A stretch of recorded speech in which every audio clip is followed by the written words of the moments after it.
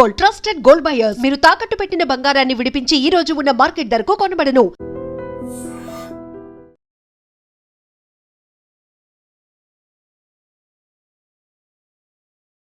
Hello viewers, welcome to iDream media. Recent గా ఎక్కడ చూసినా సరే ఏదో ఒక చోట బంగారం కోసం దొంగతనమే కాకుండా ప్రాణాలని కూడా తీసేస్తున్నారు. గతంలో దొంగలు వచ్చారంటే డబ్బులు ఎత్తుకెళ్ళిపోయేవారు, లేదంటే ఇంట్లో సామాన్లు పట్టుకెళ్ళిపోయేవారు. కానీ ఇప్పుడు కేవలం బంగారాన్నే టార్గెట్ చేస్తూ ఎవరైతే ఒంటరి మహిళలు ఉంటున్నారో, రోడ్డు మీద ఒంటరిగా ఎవరైతే వెళ్తున్నారో మెళ్ళో కంపల్సరిగా మంగళసూత్రాన్ని ధరిస్తుంటారు. కాబట్టి ఆ ఒక్క గ్రామ్ బంగారం అయినా చాలు, మేం దోచుకుని తర్వాత ఎంజాయ్ చెయ్యొచ్చు, కొంత డబ్బును కూడా మేము సంపాదించుకుంటాం అనే విధంగా దొంగలైతే మాత్రం ఎత్తుకు పై ఎత్తులు వేస్తూ కూడా నానా ఇబ్బందులు గురి చేస్తున్నారు. సో రీసెంట్ గా మనం చూడొచ్చు, వైజాగ్ లో ఒంటి మీద ఉంటే బంగారం ఎవరైనా దొంగలు ఎత్తుకెళ్ళిపోతారా అనే భయంతో చక్కగా హ్యాండ్ బ్యాగ్ లో పెట్టుకున్నారు ఫంక్షన్ కోసం వెళ్ళడానికి. దాన్ని కూడా మరి బంగారం వాసన వస్తుందో ఏమో తెలియదు, కానీ దాన్ని కూడా చాలా చాకచక్యంగా లేడీసే దొంగిలించేశారు. అంతేకాదు, రోడ్డు మీద వెళ్తున్న వారి ప్రాణాలు తీసేటట్టుగా మెడలో వేసుకున్న చైన్లు తెంపేసి కిందన ప్రాణం కోసం విలువెల్లాడుతున్నా అసలు కనీసం ఇంత జాలి దయ కరుణ కూడా లేకుండా వారు కావాల్సిన పని కానిచ్చుకొని ఉడాయించేస్తున్నారు. సో ఇది పోలీసులకు కూడా ఒక పెద్ద సవాల్గా మారింది.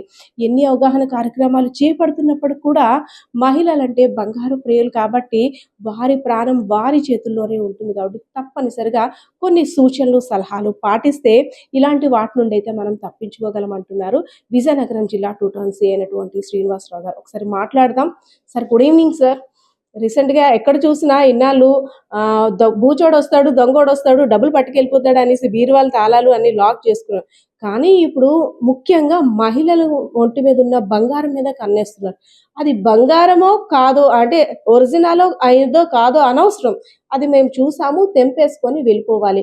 ఆ బంగారం దోచేసే సమయంలో ఆమె కిందన పడిపోతున్నా సరే, ప్రాణాపాయ స్థితిలో ప్రాణం పోతున్నా అనవసరం.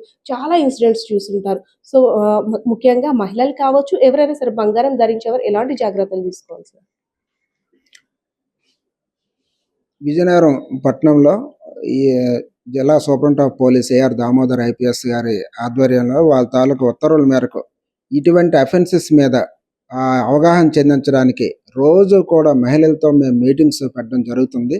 ఈ మీటింగ్స్లో చాలా ఇలాంటివన్నీ ఈ ప్రాపర్టీ అఫెన్స్లు, ఈ తర్వాత స్నేజ్ స్నాచింగ్స్ జరుగుతున్నాయి. దానికి అలర్ట్ చేయడం కూడా జరుగుతుంది.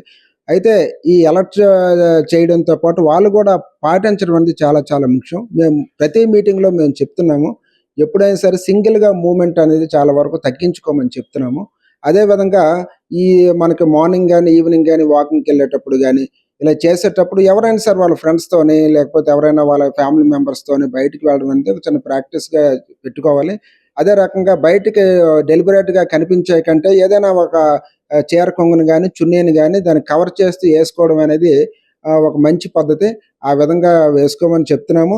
అదేవిధంగా ఇప్పుడు నైట్ టైం కానీ మనకేంటంటే నైట్ టైము ఇచ్చేసేటప్పుడు కూడా మీరు కొద్దిగా అబ్జర్వేషన్, ఎవరి దగ్గర అయినా సరే కొద్దిగా మీకు కనిపించిన దూరంలో ఎవరైనా బైక్తో అన్నోన్ పర్సన్స్ ఉన్నా సరే మీరు ముందుగానే ఆ మైండ్తోనే ఉండి ఆ జాగ్రత్తలు తీసుకొని ఒక చిన్న స్టెప్ తీసుకుంటే చాలు. అయితే ఏంటంటే ఏది చేసినా చైన్ స్నాచింగ్ ఏం చేసినా సార్ వాడైతే చట్టం నుంచి అయితే తప్పించుకుపోలేడు. దానికి తగ్గట్టు ప్రతి మనకి మెయిన్ రోడ్స్లోన మనకి కెమెరాస్ దాన్ని ట్రాకింగ్ చేయడం ఇదంతా జరుగుతుంది. అయితే అంతకంటే ముందు ఏంటంటే ఈ చైన్ స్నాచింగ్ చేసేటప్పుడు వాళ్ళకి ఇంజరీస్ అవ్వడము, అమాంతంగా ఒకసారి కిందకి పడిపోవడం, ఈ హెడ్ ఇంజరీస్ అవ్వడం ఇవన్నీ జరుగుతుంటాయి. కాబట్టి మీరు బయటికి వెళ్ళేటప్పుడు మీ మీ మీ ఆధీనంలో ఉండే మీ వస్తువులతో సెక్యూరిటీ కూడా చాలా ముఖ్యం. ఆ సెక్యూరిటీ కోసం మీరు అబ్జర్వేషన్ కూడా చెయ్యాలి. మీకు చుట్టుపక్కల ఎవరైనా సరే బైక్స్తో ఎవరైనా అన్నోన్ పర్సన్స్ కానీ, హెల్మెట్తో ఎవరైనా ఉన్నారా, లేకపోతే మాస్క్తో ఎవరైనా సరే ఉన్నారా, అది కూడా మీరు గమనించుకొని ప్రతి అడుగు వేయమని చెప్తున్నాము. సింగిల్ మూమెంట్ అనేది తగ్గించుకుంటే ఈ నేరాలు అనేవి చాలా వరకు కట్టడి చేయొచ్చు. మీకు ఏమైనా సరే ఎటువంటి సమయంలోనైనా సరే మీకు ఏ అనుమానం వచ్చినా సరే 112కి మీరు కాల్ చేస్తే వితిన్ 5 minutes లోపటే మా సిబ్బంది అనేది మీ వరకు వచ్చేసి మీకు రెస్క్యూ కూడా చేస్తారు. దయచేసి 112 కాల్ చేయండి. మీకు ఎటువంటి అనుమానాస్పద వ్యక్తులు మీ ఏరియాలో సంచరించినా సరే ఈ విధంగా చేయడం వల్ల ఈ అఫెన్స్లు కూడా చాలా వరకు తగ్గించవచ్చు. విజయనగరం పట్టణంలో అయితే ఈ అఫెన్స్‌లు చాలా వరకు లేవు. ఔట్‌స్కట్స్‌లోన ఈ మధ్యన ఒకటి జరిగింది. గొర్రెలో ఒకటి జరిగింది.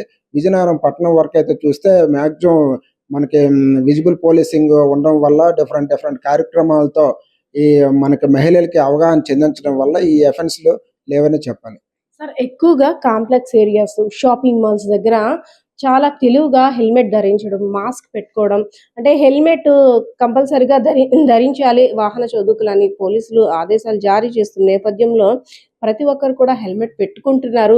అందులో దొంగ ఎవరో, మనిషి ఎవరో కూడా తెలియని ఒక అయోమయ పరిస్థితిలోకి వెళ్ళిపోతున్నారు. ఎందుకంటే చూడగానే ఎవరి మొహం మీద కూడా ఉండదు. అది జరిగిన తర్వాత వీడు నా చుట్టుపక్కలే ఉన్నాడా, వీడు నన్నే అబ్జర్వ్ చేశాడా అని అయిపోయిన తర్వాత తెలుస్తుంది. సో, ఫస్ట్ మనం ఒక అనాలిసిస్ ఎలా చేసుకోవాలంటారు సార్? ఒక షాపింగ్ మాల్‌కి వెళ్ళొచ్చు. లేదంటే ఒక బస్ స్టాండ్‌కి వెళ్ళొచ్చు. ఈవెన్ బ్యాగ్‌లో ఉన్న మనం రీసెంట్‌గా చూడొచ్చు వైజాగ్‌లో కేవలం బంగారం కోసమే ఇంట్లో ఉన్న ఒంటరి మహిళ దగ్గరకొచ్చి బంగారం దోచుకు వెళ్ళడమే కాకుండా చంపేస్తున్నారు కూడా. సో, కంపల్సరీగా ప్రతి ఇంట్లో కూడా సీసీ కెమెరాస్ అమర్చుకోవాలంటే కొంతమందికి అవకాశం ఉంటుంది. కొంతమందికి అవకాశం ఉండదు.